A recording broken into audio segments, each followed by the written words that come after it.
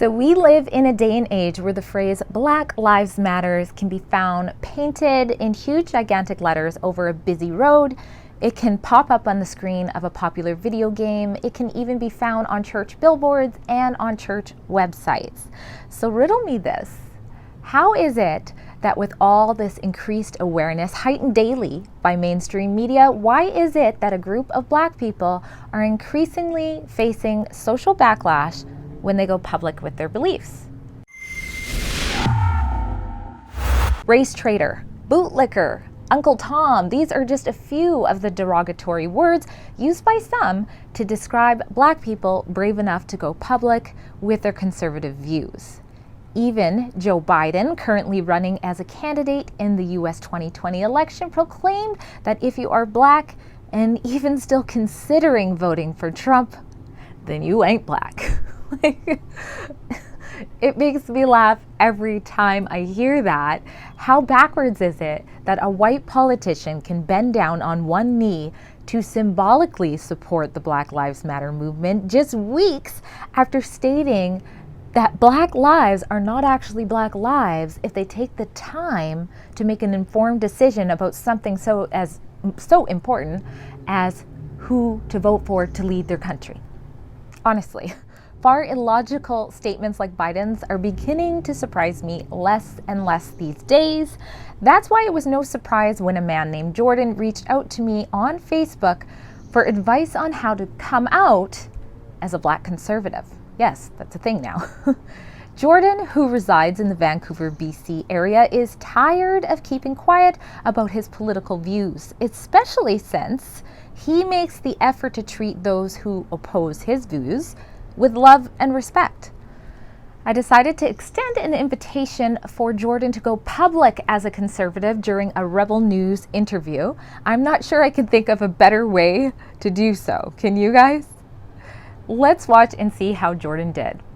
All right, Rebels, I'm here with Jordan, and Jordan reached out to me to get some advice on how you come out as a Black conservative. Hi.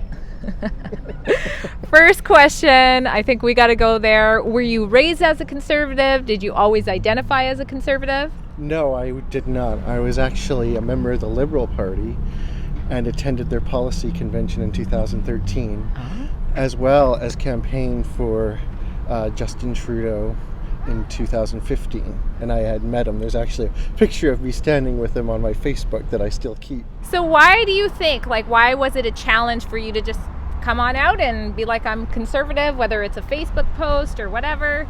Well, I've been seeing on the media on what's happening to people who have come out as conservative, not just Blacks, but Blacks in particular get a lot of negative feedback from other Blacks when they come out as conservative. We get some name calling and all that. And it was one of those things that, am I ready to do this and face the blowback yet? Yeah, I know. I've been called some pretty interesting things online. What have you been called? I've just been called once when I posted something. I was called a bootlicker. I can't even remember the guy's I've been called name. that one. One of the things I found interesting was the people who are calling me names, like the name you just said, or race traitor, or white supremacist supporter, I don't even know. They're not Black. I have noticed that too. I've also noticed on TV with white social justice warriors yelling in the faces of Black policemen. I've seen that. Yeah, and so you get the political climate that has been going on. Right. So what is going on here? We have these white liberal people fighting for Black Lives Matter and screaming in the face of Black lives because they don't share the same opinion. And of course, it's not the same opinion that Black Lives Matter. We all know that. I mean, that's common sense. But just, I don't know, we don't go around screaming Black Lives Matter with them, basically? I don't know. I do think Black Lives Matter because as a Black life, I believe I matter, and I believe you matter as well. And I have to come at this from a position of love and respect for the people in the movement.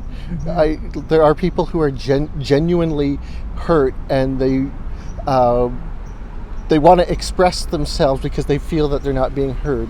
But at that same time, I believe it being heard, if you're hurt, don't put that on someone else. Don't hurt somebody else too.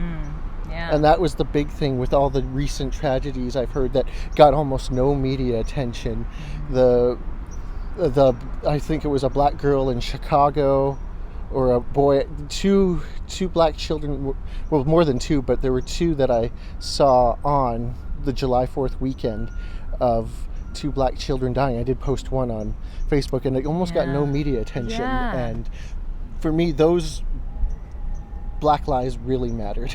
Right. You're talking about Father's Day. I know there was a lot of kids who died Father's Day too. And, it's sad. I mean, we need to hear about that stuff too. But there's a lot of people saying that, when it's black on black crime, we don't hear about it as much. I actually do believe that. Yeah. Because there's a lot of black homicide victims in Chicago that happened after the George Floyd incident, and there was almost no media coverage. Now, you have ties with the U.S., right? Yes, I do. So, did you live there, or? No, I have my family's all from Texas. Okay. So how's your family going to react if they see this video that you are no longer a Trudeau supporting advocate? You are a conservative. Well, I don't think they have a lot of interest in Canadian politics to begin with. So, I don't know how they're going to react to. I hope it's with respect and love, because I have the same for them, but who knows? But I think it's important to stay true to yourself and your convictions. Right. And you said that they don't have a lot of interest in Canadian politics, but I feel like from us in Canada, it's hard not to be very aware of what's going on in the U.S. Would you agree? Oh, of course. I actually think I hear the U.S. president's name more on our media than our own prime ministers. Absolutely. So what's your opinion, then, if I do dare take it there, on Mr. Trump, President Trump? He's not an eloquent speaker. I will give them that. He's... What about a tweeter? And a tweeter, he's very... what's the word I'm going to look for to describe the president? He's controversial.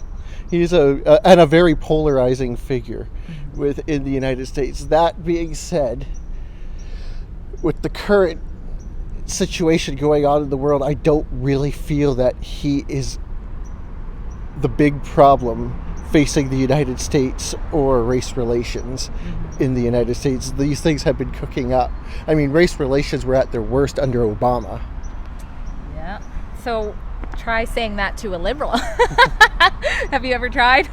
No. I mean, if you even look at it from this point of view, the city of Chicago, for example, during a black Democrat presidency, Democratic mayor, Democratic governors mostly. They did have a Republican in there in between, but it's been mostly Democratic governors. I mean, the situation in Chicago South Side has not improved. One of the biggest complaints when Black Lives Matter first started was how long Black Americans were being incarcerated for. And actually, Trump signed an act that actually directly addressed that, and mainstream media just moved on from that. You didn't hear anything about it, but that was huge, and Obama didn't do that. Well, so I also heard about something about trying to lower recidivism rates from this administration, which is something I firmly believe in. I do believe people who commit crimes should not be defined by the one act once they're out of prison. I do believe in second chances.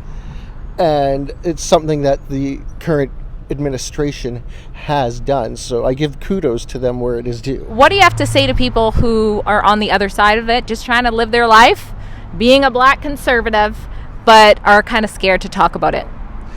I took my cue. I don't even know if he is a conservative or not, but Terry Crews stood up for his convictions on CNN to Don Lemon. And my advice to you, and the only advice that matters, is to stay true to who you are. And that's the thing. I mean, with the stuff that has been going on now, I hear a lot from BLM about how silence is complicit. And I believe that with what's going on with the movement, with the amount of people that have died in the rioting and the unrest that's going on, if I remain silent, I'm complicit. Jordan is not the first Black person to struggle with coming out as a conservative, and considering how closely intertwined race and politics are these days, I am sure he's not going to be the last. We can only hope that more Black conservatives boldly speak out about their values and beliefs, just like Jordan has, and maybe some stories like this can help break down the stigma Black people face today for choosing not to walk with the left. I'm Drea Humphrey for Rebel News. At Rebel News, we work to inform you about important news that mainstream media won't touch on. People deserve to know the whole story, and if you agree, please head to helprebelnews.com so we can continue to bring it to you.